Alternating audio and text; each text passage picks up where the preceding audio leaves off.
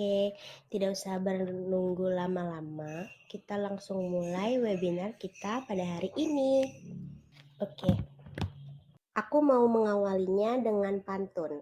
Orang penting berangkat pergi, gayanya keren seperti marmut. Good morning, selamat pagi. Jumpa lagi denganku yang imut.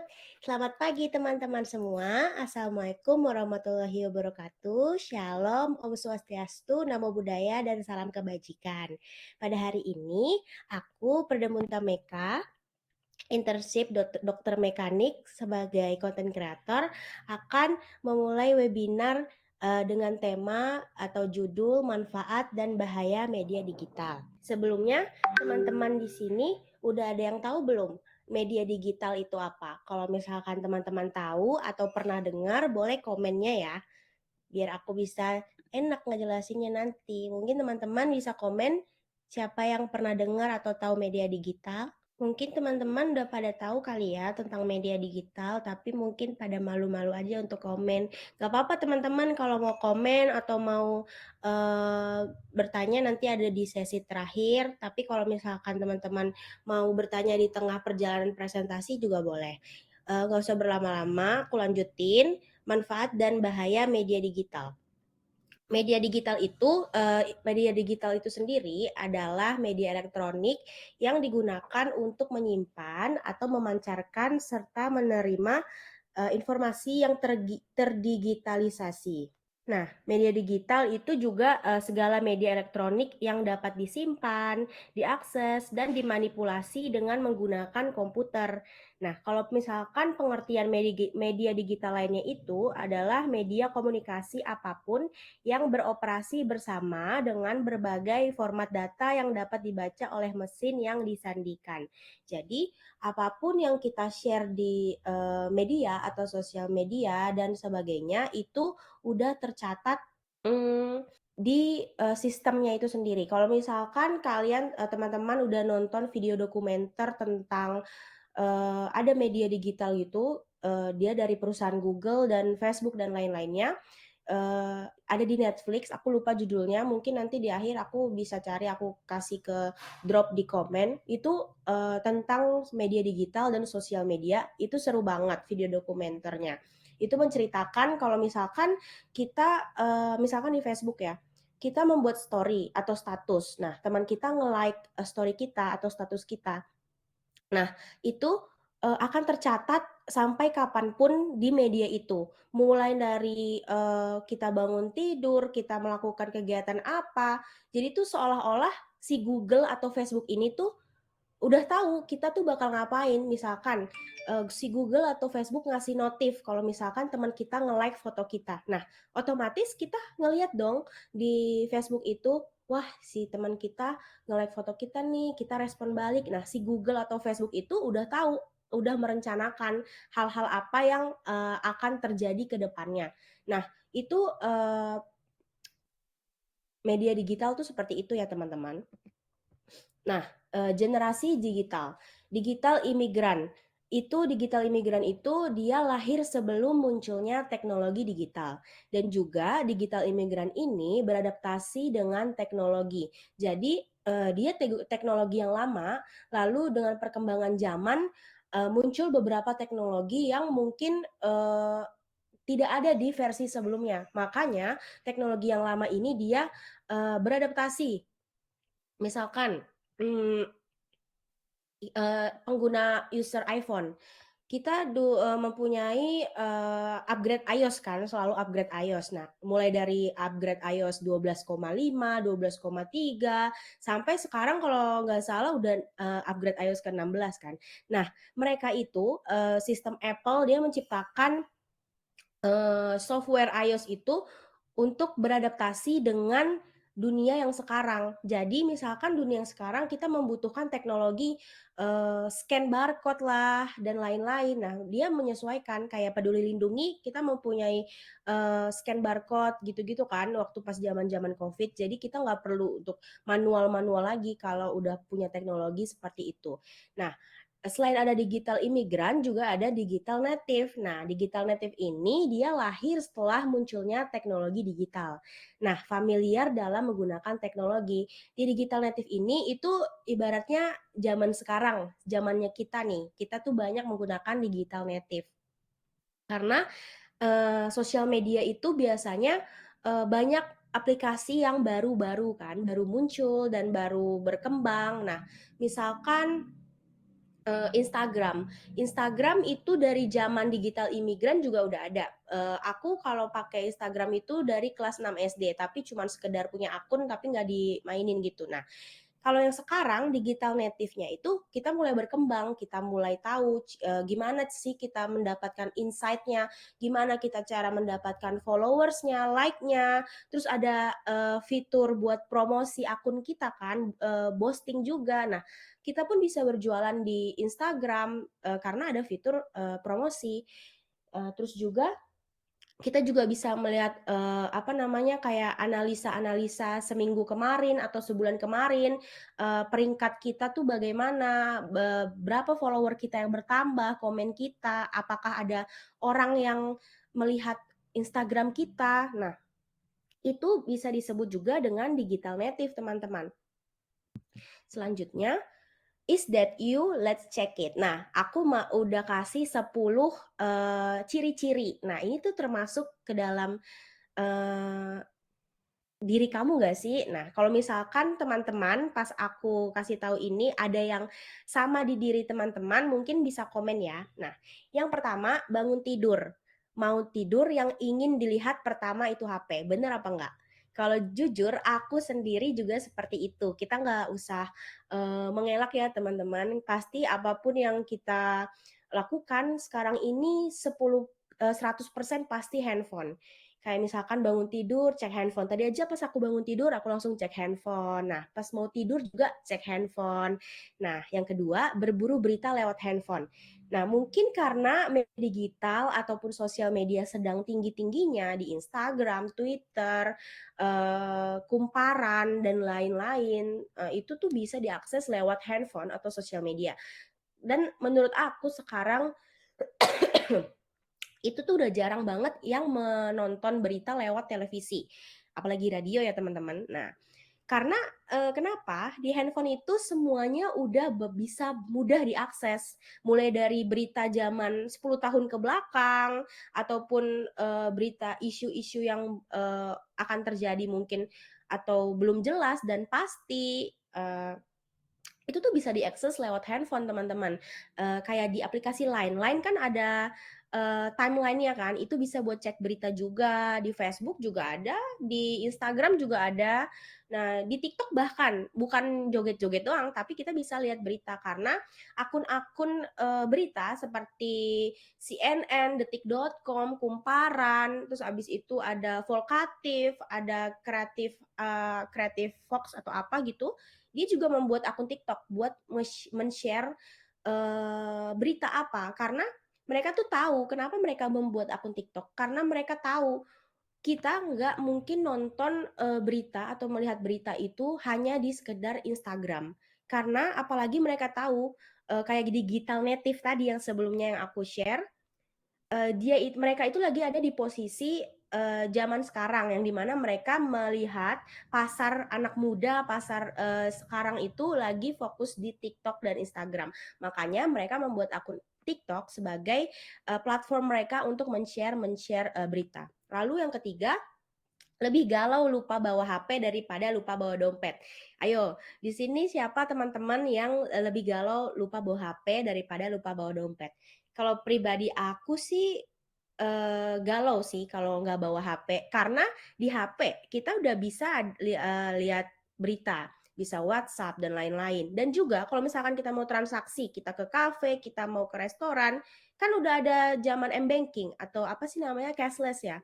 Nah, ya walaupun aku bukan tim cashless ya, aku lebih suka cash, pakai uang cash daripada m-banking dan kawan-kawan. Tapi menurut aku dengan adanya fitur m-banking yang ada di handphone ini itu bisa mempermudah kita dalam melakukan transaksi apapun. Misalkan aku dan kawan-kawan di sini someday jadi pengusaha besar. Terus kita ada ke trip bisnis trip ke misalkan Singapura. Nah, kita lupa bawa handphone. Bawa handphone. Nah, itu data-data kita, data-data meeting kita dan kawan-kawannya, pasti kita stres banget kan karena kita nggak bawa handphone itu. Nah, kalau nggak bawa dompet, it's okay. Karena di handphone ini udah ada, kita bisa lihat e-passport, e-ticket, airplane, terus juga kita bisa m-banking, e-visa bahkan udah ada. Jadi lebih efisien dan lebih praktis dan lebih nyaman aja kalau misalkan kita bawa handphone. Nah, makanya, banyak banyak banget, pemuda-pemudi di luar sana dia lebih galau-galau berat banget kalau nggak bawa HP daripada bawa dompet. Lalu yang keempat, ke kamar mandi bawa HP. Ayo siapa di sini teman-teman kalau ke kamar mandi bawa HP?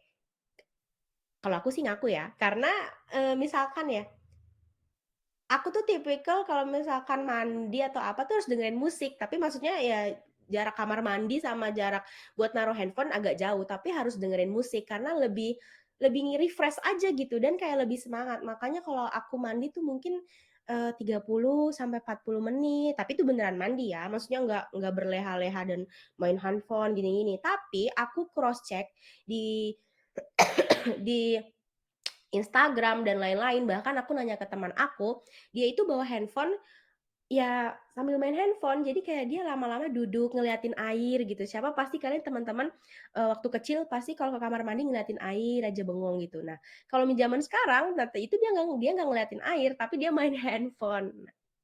Nah, selanjutnya itu tangannya gatel pingin ngecek HP terus. Nah, siapa di sini yang gatel pengen ngecek HP terus? Kayak misalkan, udah mau UAS nih pas SMA, udah gue nggak mau main handphone, gue mau fokus belajar. Oke, fokus belajar, tiba-tiba ada notif, ting dong, langsung dibuka handphonenya. Itu tuh nggak jadi belajar teman-teman, tapi malah langsung cek handphone, cek WhatsApp, cek Line, gini-gini, dan bahkan cek TikTok itu udah menghabiskan sejam 2 jam. Belajarnya tadi baru 20 menit. Nah, ngecek handphonenya udah 1 jam lebih. Nah, itu tuh pengaruh media digital tuh sangat sangat apa ya, sangat keras banget loh teman-teman. Nah yang keenam, peka sama bunyi dan getar HP. Handphoneku aja nih, aku nggak kasih apa suara, tapi getarannya aja aku bisa tahu. Wah, ada notif nih. Nah, pasti teman-teman juga beberapa seperti itu kan.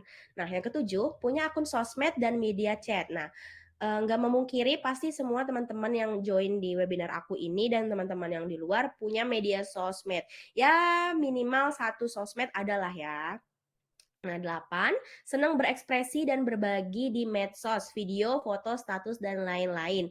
Nah, mungkin teman-teman yang temenan sama aku di sosmed pasti sering banget ngelihat story aku atau foto-foto aku. Nah, itu karena aku senang buat berekspresi dan berbagi di media sosial. Karena kayak aku ngerasa aku lagi bahagia, aku lagi sedih, ya mungkin teman-teman tuh harus bisa ngelihat aku tuh gitu. Jadi kayak teman-teman tuh jadi tahu mood aku tuh lagi kayak gimana. Nah, kalau misalkan aku nggak share apapun itu gitu, kayak sehari tuh nggak bisa, aku harus share satu aja minimal. Nah, biar kayak kan ada ya orang nggak update story atau nggak update foto. Nah, dan kata orang-orang itu minimal lu update kayak satu biar lu dikira masih hidup di sosmed gitu. Nah, kalau aku mungkin tiap hari harus update karena kayak senang aja gitu, apalagi sekarang tuh kita Instagram bisa punya first akun, second account, third account bahkan. Nah, yang di second account ini aku lebih berekspresi tentang A I U E O A I U E O. Nah, yang ke-9, pemburu free wifi. Pasti teman-teman kemanapun itu, ke tempat, ke restoran, dan bahkan ke kantor kita ya, itu ada wifi nggak ya? Ada wifi nggak ya? Nah, kalau misalkan ada, terus tiba-tiba lemot dan lain-lain, udah deh kita buyar kayak, udah deh mendingan gue pulang aja, gue males ada wifi percuma tapi nggak bisa dipakai. Nah, yang ke-10, Google. Google adalah teman baik dalam menyelesaikan tugas. Kayak misalkan, apa-apa kita mau cari info ke Google. Ke Google cari Brainly, Google Translate bahasa Inggris, bahasa apapun ada di Google Translate. Lalu kita bikin dokumen ada di Google Doc. Semuanya serba Google. Nah, makanya Google ini yang tadi aku bilang itu seperti digital native, dia perusahaan besar yang bisa melakukan suspek gitu kepada kita masyarakat biar kita terus pakai Google itu, teman-teman. Nah, dari ke-10 tadi mungkin salah satu atau salah banyak itu salah 2 pasti ada di antara diri teman-teman. Next, apa yang kamu lakukan dengan gadgetmu? Nah, kalau misalkan aku pribadi, aku menggunakan gadget aku itu dengan bersosial media, lalu ya buat kerja, ya kantor. Lalu abis itu kayak ya kita bisa berkomunikasi lewat sosial media, apa dengan gadget gitu. Karena aku pribadi di rumah nih, aku sama mamaku padahal deketan gitu. Tapi kita malah pakai WA buat chat. Nah, aku juga berpengalaman di kantor aku. Kantorku ada di Dokter Mekanik Akademi Mekanik, tapi di daerah Bogor.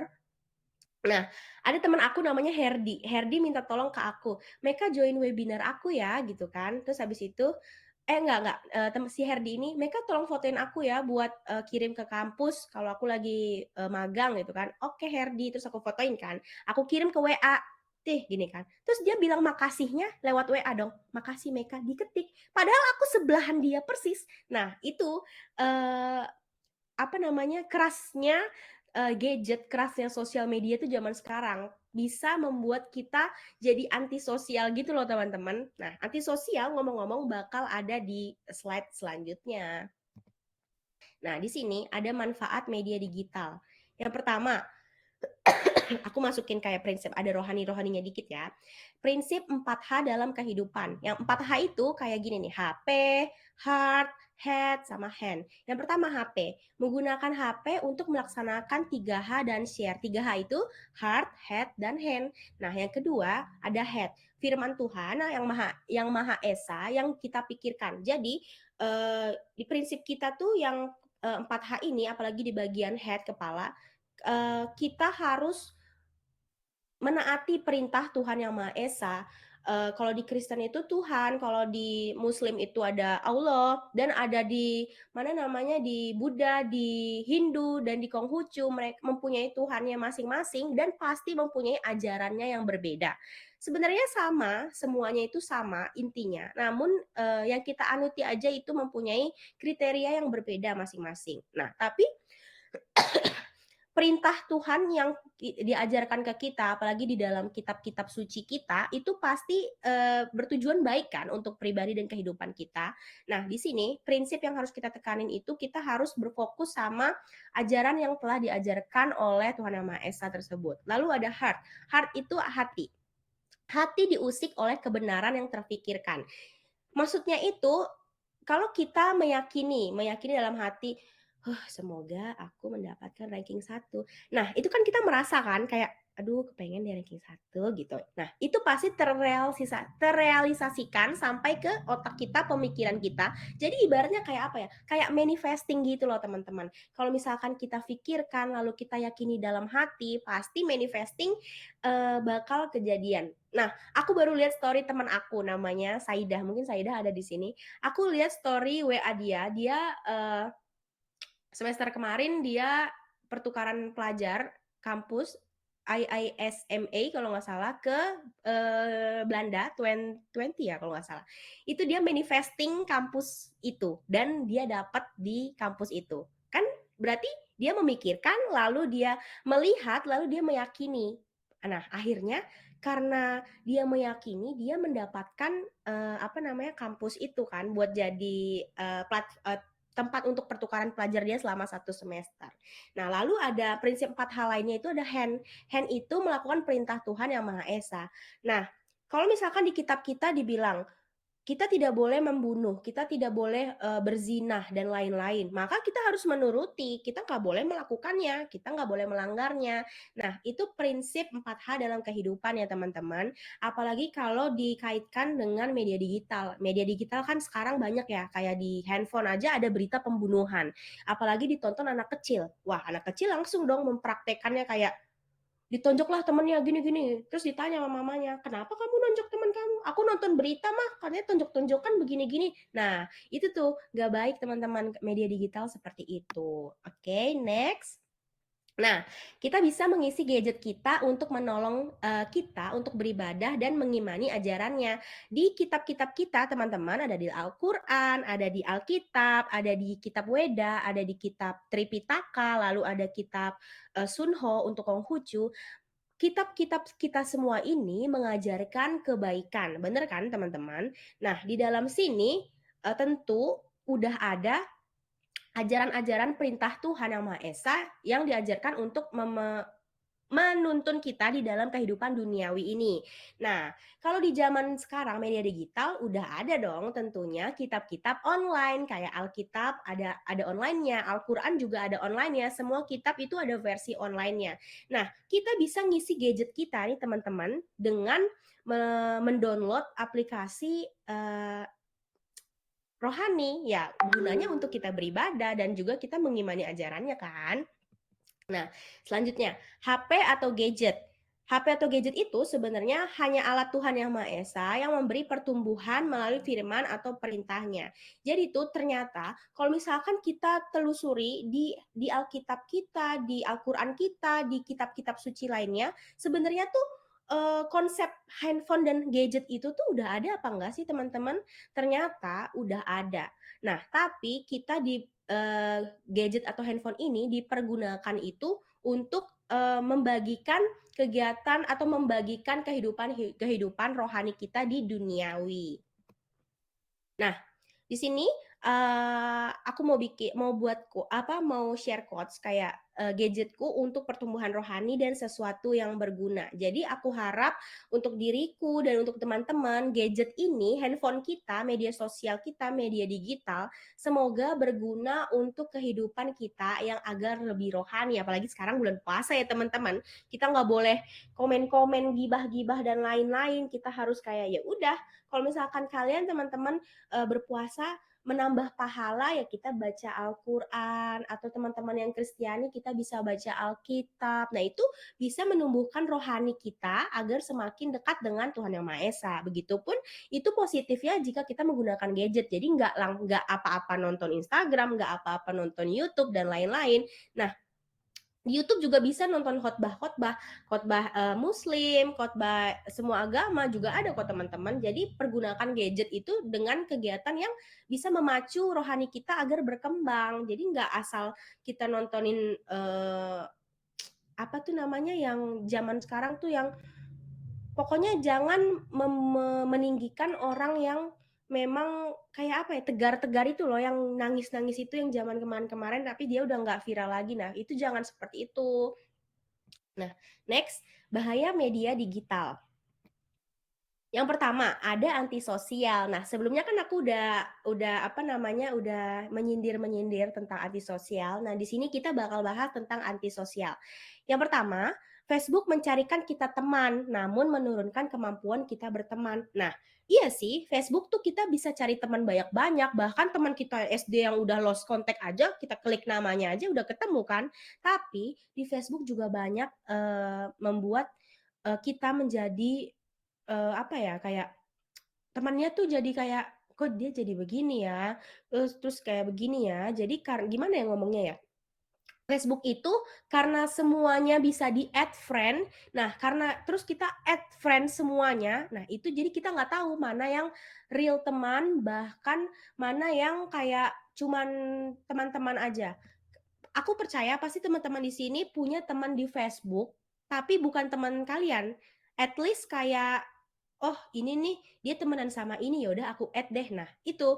Nah sebenarnya Facebook itu menurunkan kemampuan kita berteman, karena kita berteman sama banyak orang, tapi kita nggak tahu dia itu siapa. Jadi kayak orang asing aja gitu, cuman penonton story dan penonton, status Facebook. Nah, yang kedua, televisi memberikan kita informasi, tetapi kita kurang relasi. Nah, karena kita suka nonton televisi, kita hanya terpaku sama berita-berita yang ada di televisi, dan kita menjadi individualisme. Individualisme itu dimaksud ya, kita fokus aja sama berita di TV. Jadi kayak TV ngomong A, I, U, E, O, ya udah kita keep di kita, jadi kita pun mungkin share ke teman-teman kita, ke keluarga kita.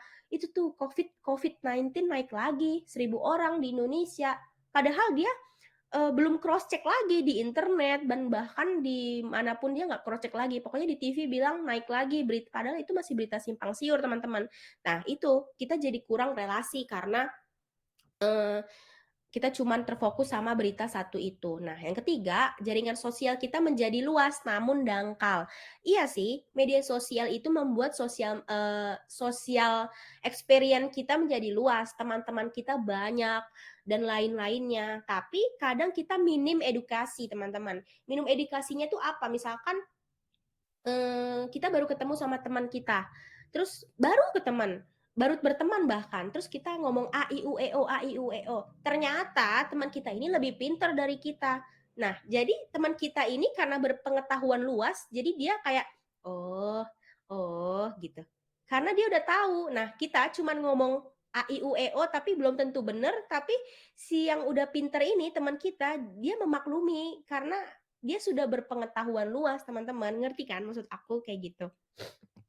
Nah, yang kedua, bahaya media digital itu yang pertama konsumtivisme, ya begitu.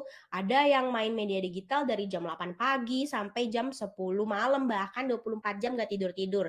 Kecuali gamers ya, mungkin gamers dia bekerjanya lewat game. Ya tapi nggak mungkin main game 24 jam kayak gitu dong. Maaf teman-teman, ke-distract suara notif saya. Nah, karena zaman sekarang ini kita banyak banget menggunakan kayak apa ya, media digital, media sosial, jadi kita menjadi pribadi yang konsumtif. Konsumtif itu tuh apa-apa di media sosial, apa-apa di media sosial. Jadi tuh kita tuh bisa meninggalkan ibadah kita bisa meninggalkan sholat kita, gereja kita, bahkan mama kita aja, "Dek makan, Dek temenin mama pergi, entar dulu Ma aku lagi serius nih." Konsumtif ini bisa juga termasuk main game ya teman-teman, bukan media sosial doang. Nah, yang ketiga, kita memang media digital dapat mempengaruhi kesehatan. Banyak banget info-info beredar, apalagi grup WhatsApp ibu-ibu, keluarga-keluarga, itu tuh banyak informasi. Anak main game, membuat mentalnya jadi sakit. Wanita ditemukan bunuh diri karena kesehatan mental gara-gara media sosial. Banyak kan pasti berita-berita kayak gitu. Nah, itu kita nggak boleh menyepelekan teman-teman, karena mungkin itu benar, benar adanya. Karena media digital ini tuh udah yang aku bilang sebelumnya, dia itu, sangat keras banget pengaruhnya buat ke kehidupan. Karena dia bisa mempengaruhi kesehatan, bahkan kesehatan mental juga loh teman-teman. Nah, yang keempat, bahayanya ini bisa menjadi alat kejahatan. Yang pertama, penipuan. Mama minta pulsa, atau juga yang pernah ditelepon, anak ibu saya culik, saya minta tebusan gini-gini. Anak ibu ada di kantor polisi, minta tebusan. Nah, pasti sering kayak gitu kan. Nah, yang kedua ada penipuan online, yang belanja di all shop lah, seperti itu. Nah, itu penipuan online. Lalu ada pembajakan akun. Di Facebook, kalau nggak salah temanku dulu punya Facebook, terus dia dibajak akunnya. Bahkan Instagram kan, Instagram juga ada pembajakan akun loh teman-teman. Nah, habis itu ada undian berhadiah palsu, giveaway palsu lah. Kita disuruh ikutan, kita udah follow, kita udah like, kita udah subscribe, kita udah a, i, u, e, o. Pas dia udah followersnya 100.000, 200.000 karena kita yang follow mereka, tiba-tiba kita diblokir, kita nggak dapat undian itu. Nah, itu undian palsu teman-teman. Nah, lalu ada kecelakaan palsu. Nah, itu yang tadi aku bilang, kayak ditelepon mungkin orang tua, "Halo Ibu, anak Ibu kecelakaan, datang ya ke sini." Nah, pas kita udah datang tiba-tiba kita ditodong, harus pakai duit gini-gini. Banyak banget kejahatan-kejahatan di media sosial zaman sekarang. Ada pemerasan, ada cyberbullying. Cyberbullying tuh agak parah ya. Karena kayak mungkin kita apa ya namanya? Cyberbullying itu juga termasuk kayak bully di internet gitu loh. Padahal kalau nggak salah aku pernah baca di Google, tapi kayak quotes-quotes gitu dari Al-Qur'an di surah apa gitu. Kalau misalkan media sosial itu jangan, pokoknya itu pintu, gimana ya ngomongnya, jaga perkataanmu dan kawan-kawannya lah, seperti itu kalau di Al-Qur'an. Nah, di kitab-kitab lain juga ada seperti itu. Nah, kejahatan penunjuk bagi pencuri. Nah, bagi teman-teman nih yang main sosial media, share kamu lagi di mall, share kamu lagi di ini. Ya aku juga kayak gitu sih ya teman-teman. Nah itu sebenarnya bisa penunjuk bagi pencuri loh. Apalagi kita ngevlog nih, ngevlog keadaan rumah. Ini rumah aku, ini kamar aku, bla bla bla. Nah someday kalau kita misalkan mudik nih, vlog kita viral nih. Nah, pencurinya datang ke rumah kita pas lagi keadaan rumah kosong. Nah, dia tahu dong, oh ini tempat kunci rumahnya di sini. Oh, ini kamarnya si ini gini. Wah, itu jadi penunjuk teman-teman buat pencuri. Nah, yang kelima, kecanduan. Nah, karena kecanduan sosmed, media sosial, media digital ini, yang tadi aku bilang, jadi lupa ibadah, terus kurang tidur, terus nggak bisa atur waktu, dan prestasi belajar menurun. Nah, aku pernah kayak gini teman-teman, waktu kelas SMA sama semester 3. Nah, aku kecanduan banget kayak gitu. Nah, tapi sekarang udah enggak. Nah, makanya pasti teman-teman juga ada yang seperti ini juga kan? Nah, aku mau kasih share quotes. Teknologi adalah anugerah. Pakailah secara bijaksana untuk bersaksi dan menjadi berkat di kehidupan kita, teman-teman. Nah, terima kasih sudah menyaksikan atau join di webinar aku. Sekarang ada sesi pertanyaan. Mungkin teman-teman bisa open mic atau open chat. Udah ada yang komen nih. Apa nih? Oke. Siapa ini? Lutfi. Halo Lutfi. Boleh Lutfi on mic. Teman-teman yang mau bertanya, ini sesi live. Kalau mungkin teman-teman nggak bisa on mic, bisa chat di kolom chat ya. Apa adakah teman-teman yang ingin bertanya? Kalau tidak ada, bisa aku tutup sesi pertanyaan. Aku hitung sampai 10 ya teman-teman. Kalau nggak ada yang nanya ya udah aku tutup. 1. Oh, ada yang mengetik nih, Kak Sheila Marina. Oke. Ditunggu. Dong nanya teman-teman. Aku udah excited banget tahu ada yang nanya. Lihat aku sampai bikin PowerPoint kayak gini. Kamu nanya, kamu nanya. Ayo bertanya. Oke, ada pertanyaan dari Kak Sheila Marina Sinaga. Kak, tips dong biar habis bangun pagi nggak langsung main HP. Oke, ini tips aku ya. Maksudnya ini tips aku, tapi kadang aku ngerjain, kadang enggak. Jadi aku mungkin share tips aku. Biar habis bangun pagi nggak langsung main HP. Ini yang sering aku lakuin, tapi pas waktu zaman-zaman ada UTS, UAS, bahkan zaman-zaman US ya waktu mau lulus SMA. Nah, aku jauhin handphone aku dari tempat tidur aku. Jadi aku nggak bisa melihat handphone itu. Jadi otomatis bangun pagi, berdoa dan lain-lain. Jadi kita nggak buka handphone kan. Nah, itu terus juga kita apa namanya? Matiin handphone ataupun kalau misalkan kamu nggak mau masukin apa nggak mau menjauhkan handphone dari diri kamu, kamu bisa matiin handphone, data seluler, wifi dan lain-lain. Jadi nggak ada notif yang bikin kamu ke distract sama handphone itu. Jadi walaupun kamu mau buka handphone, itu pun ya pure nggak ada notif sama sekali. Nah itu yang bikin kita jadi males. Nah kayak aku pernah kayak gitu. Aku mati notif, aku matiin data seluler, wifi. Pas aku bangun tidur, aku cek handphone.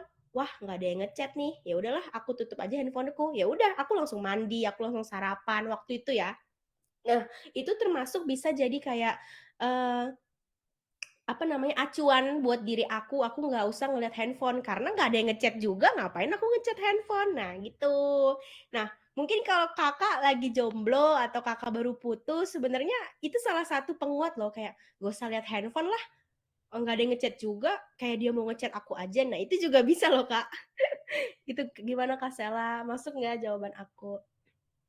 Kayak langsung buka TikTok, bayangin aja tuh. Nah, benar, TikTok kayak aku bilang tadi, TikTok kan berarti apa namanya? eh, apa sih? Keras banget kan ke dunia, ke kehidupan kita yang sekarang. Makanya pinter banget TikTok itu. Nah, ya udah Kak, hapus aja TikToknya. Tapi nggak bisa sih, aku juga selalu buka TikTok. Nah, mungkin berproses kali ya. Karena mungkin kita juga nonton berita atau nonton apa gitu kan. Oke, pertanyaan selanjutnya dari Lutfi. Menurut kakak, apakah sosial media itu dapat mempengaruhi kejiwaan seseorang? Bisa sih. Yang aku jelasin tadi loh, bisa membuat kita menjadi merusak kesehatan, apalagi kesehatan mental ya. Kayak misalkan contohnya nih, kita baru putus cinta, terus teman terdekat kita ya sekarang di handphone itu ya sosial media kan. Nah, terus habis itu kita ngelihat story dia sama ceweknya yang baru. Itu bisa merusak mental kita. Nah, terus kita lihat di TikTok, kok TikTok ini FYP-nya, FYP-nya itu sesuai mood kita ya. Kalau kita lagi galau, terus FYP-nya lagi galau. Terus kita lagi seneng, FYP-nya video-videonya muncul yang seneng. Jadi itu kayak ini yang gila gue apa TikTok apa Instagram sih? Karena kok bisa sesuai sama diri. Nah, itu bisa mempengaruhi mental kita juga kayak ngerasa apa ya? eh Pokoknya nih, temen aku ada yang baru putus cinta dan kawan-kawannya. Karena media sosial ini jujur ya, cerita-cerita real ya, dia sampai ke psikiater loh. Karena dia apa namanya? Putus cinta, media sosialnya banyak banget yang FYP-nya seperti itu, kayak bikin dia overthinking, dia bikin trust issue. Nah, itu sampai ke psikiater loh. Terus kata psikiaternya, Mbak ini udah tinggi dosisnya, bla bla bla bla. Ih, serem banget kan? Serem banget nggak sih tentang sosial medianya bisa kayak gitu? Nah, itu nah yang aku bilang tadi, berarti dia masuk ke bisa mempengaruhi kejiwaan seseorang, bisa jadi gila, tau gak sih? Kayak main game aja, keterusan main game tuh bisa kayak gitu gitu gak sih kayak di berita-berita, tapi nggak tahu juga. Tapi tuh kataku sih bisa mempengaruhi ya. Terus kayak eh, makasih kakak cantik terjawab. Sama-sama Kak Sela. Gimana kalau Lutfi udah terjawab? Mungkin teman-teman yang lain mau nanya? Boleh? Izin tanya Kak. Oke Kak Saida. Oke Kak Lutfi, terima kasih. Mungkin Kak Saida adalah penanya terakhir ya. Habis itu kita akan end live session ini. Menurut Kakak, menurut pertanyaan dari Kak Saida, menurut Kakak jadi antisosial sama introvert itu sama nggak sih Kak? Sebenarnya antisosial sama introvert itu ada beda pengertian ya. Kalau menurut aku ya, maksudnya ya jangan percaya juga omongan aku. Maksudnya ini pemahaman aku aja gitu kan. Aku mepakainya kayak apa ya? Aku ngejelasinnya pakai eh, kasus ya. Aku punya teman kedua orang ini, antisosial sama introvert. Nah, yang introvert dulu. Introvert itu aku ajak main. Adalah namanya Cafe Bajawa. Bajawa itu kayak kafenya rame banget, 100 orang lebih ada. Kayak apa namanya? Pengap banget deh di cafe itu. Karena ada live musiknya dan lain-lainnya. Aku ajak nih teman aku yang introvert. Mungkin kita bisa ngebedain kita introvert, extrovert itu dari tes MBTI kali ya. Nah, introvert itu, temanku yang introvert ini, pas di dalam kafe itu, aduh, dia udah pusing, dia udah ngomong, gue mau pulang, gue pusing, gue nggak bisa nih gini-gini. Jadi setiap di kafe dia diem aja ngeliatin orang begini. Nah, itu sebenarnya introvert itu boleh, ekstrovert itu boleh. Nah, tapi dia berbeda sama antisosial. Kalau antisosial itu dia tuh kayak udah gue mau sama diri gue sendiri, gue nggak bisa sama lo semua, gue mau sendiri, the real sendiri. Antisosial itu tuh kayak pemahaman dia, penangkapan dia tentang mungkin berita dan kawan-kawan, ya dia udah ngeliat satu, ya udah menurut dia itu benar. Nah, makanya antisosial itu tuh bisa memicu kayak individualisme yang parah. Parahnya itu gimana ya kayak jadi tuh kayak gitu loh, kayak ya gitu ya, you know lah, AI gitu kan. Nah, kalau introvert itu dia masih mau berteman, tapi dia nggak bisa di keadaan yang kayak rame. Kalau misalkan kamu tahu istrinya Vidi Aldiano namanya Sheila Dara. Nah, Sheila Dara ini dia introvert people. Introvert people itu eh, dia tuh nggak suka keramaian. Nah, suaminya Vidi Aldiano tuh ekstrovert parah karena dia MBTI-nya kalau nggak salah ENFJ kalau nggak salah kan. Nah, ini dua orang introvert ekstrovert disatukan. Nah, sedangkan si ekstrovert ini si Vidi Aldiano mau A I U E O, sedangkan si siapa namanya Sheila Dara ini tuh nggak bisa, dia harus menyendiri. Makanya di rumahnya mereka ada ruangan khusus untuk si Sheila Dara menyendiri. Karena apa? Pernah kasus kejadian ada acara di rumah mereka kayak taruhlah birthday party gitu kan. Nah, itu kan pasti heboh kan, musik-musik dan lain-lain di rumah. Nah, Sheila Dara ini besokannya langsung menyendiri 2 hari di ruangan itu. karena nggak bisa keramaian. Nah, itu sih Ai menurutku penjelasan singkat yang mungkin kamu juga bingung kali ya ngertiin dari penjelasanku. Jadi tuh antisosial sama introvert itu dia satu keluarga tapi beda pengertian gitu loh ibaratnya. Gitu sih Ai. Gimana Ai menurutmu? Aku bingung Ai. Jadi tuh gimana ya? eh aku tambahin lagi deh, antisosial tuh sama introvert tuh mirip, dia tuh mau menyendiri, tapi bedanya itu antisosial tuh dia menyendirinya, dia mau melanggar hak-hak orang lain. Nah, kalau introvert itu dia mau menyendiri, tapi menyendirinya pure dari keramaian. Ya udah dia mau menyendiri diri dia sendiri dan dia nggak melanggar hak orang lain. Nah, kalau antisosial dia mau menyendiri, terus dia kayak mau membantah hak-hak orang lain kayak antisosial tuh kayak udah gue mau sendiri, gue mau individu, udah deh lu tuh gak bener, nah itu antisosial tuh kayak gitu, dia tuh nggak mau ketemu orang dan lain-lain, mau menyendiri tapi dia membantah hal-hal yang fakta gitu loh, kayak gitu sih Kak Ai. Oke teman-teman, mungkin aku tutup apa namanya sesi live question and answer. Terima kasih teman-teman semua yang udah join di webinar aku pada hari ini. Semoga apa yang aku jelaskan dapat berguna untuk teman-teman semua. Kalau misalkan ada salah kata dan salah pengucapan dari aku pribadi, mohon dimaafkan. Dan mohon maaf juga kalau misalkan ada terganggu karena aku batuk dan kawan-kawannya, karena aku baru sembuh. Maksudnya belum sembuh tapi ya proses lah gitu kan. Terima kasih teman-teman semua yang udah join. Semoga lancar aktivitas ke depannya. Assalamualaikum warahmatullahi wabarakatuh. Shalom, Om Swastiastu, Namo Buddhaya, dan salam kebajikan. Terima kasih teman-teman. Udah boleh live. See you di bulan depan ya, webinar aku lagi.